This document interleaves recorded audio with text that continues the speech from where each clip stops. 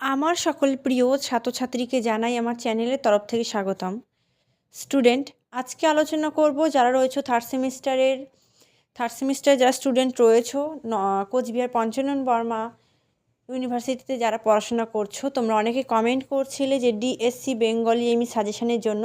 তো তার জন্য ভিডিওটি নিয়ে আসা। একটু ধৈর্য সহকারে দেখলে বুঝতে পারবে যে কোন কোন প্রশ্নগুলি অতি গুরুত্বপূর্ণ রয়েছে, আমাদের কোনগুলি খুব গুরুত্বপূর্ণ সহকারে পড়তে হবে, সবটা আলোচনা করব।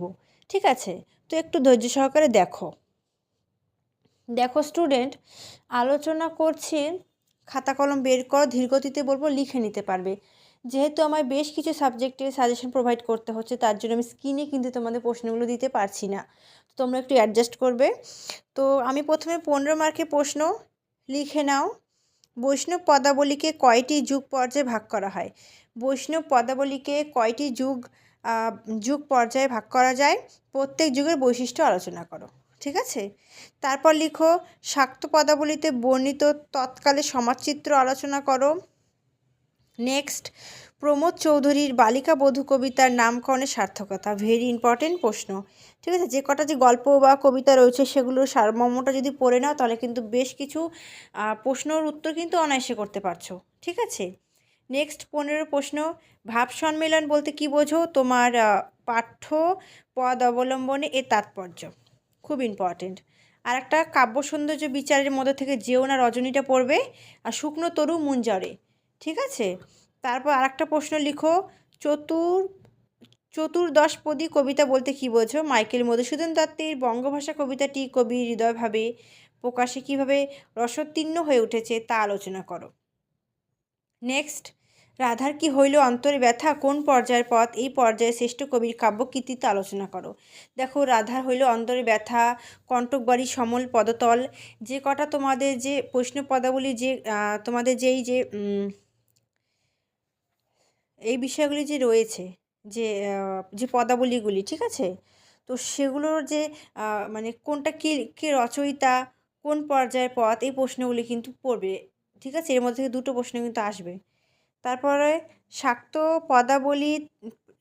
পদাবলী বলিতে উমাকে ঘিরে বাঙালির হৃদয়ের বাৎসল্য রস কীভাবে শতধারায় উৎসাহিত হয়েছে বিশদে আলোচনা করো। নেক্সট, নিম্নলিখিত বৈষ্ণবপদ ও শাক্তপদ দুটি কাব্য সৌন্দর্য বিচার করো, যেমন অব মথুরাপুর মাধব গেল আর একটা কুস্বপন দেখেছি গিরি। অব মথুরাপুর মাধব গেল, এর মধ্যে থেকে কিন্তু বেশ কিছু প্রশ্ন পাবে।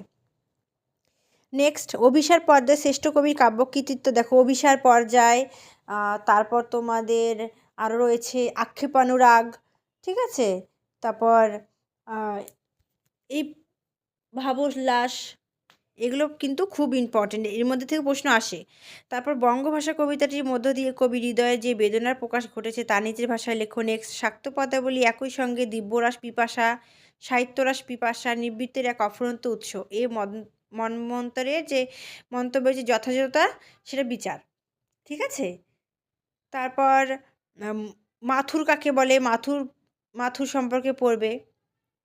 পূর্বরাগের সংজ্ঞা, শাক্ত পদাবলী, কবি রামপ্রসাদের কৃতিত্বটা একবার দেখে যেও, অতটা ইম্পর্টেন্ট নয়। কবি সনেটের অবলম্বনে মধুসূদন প্রকৃত কবি স্বরূপ সম্পর্কে যা যেন লেখো। 10-এর জন্য পড়বে আগমনী বিজয়া পর্যায়, এটা ভেরি ইম্পর্টেন্ট। তারপর রয়েছে যেও না রজনী পঠিত এই গল্পটির কাব্য সৌন্দর্য, এটা আগে বললাম। ভাবোল্লাস ও মিলন পর্যায়ের বৈশিষ্ট্য ইম্পর্টেন্ট। বালিকা বধূ বললাম।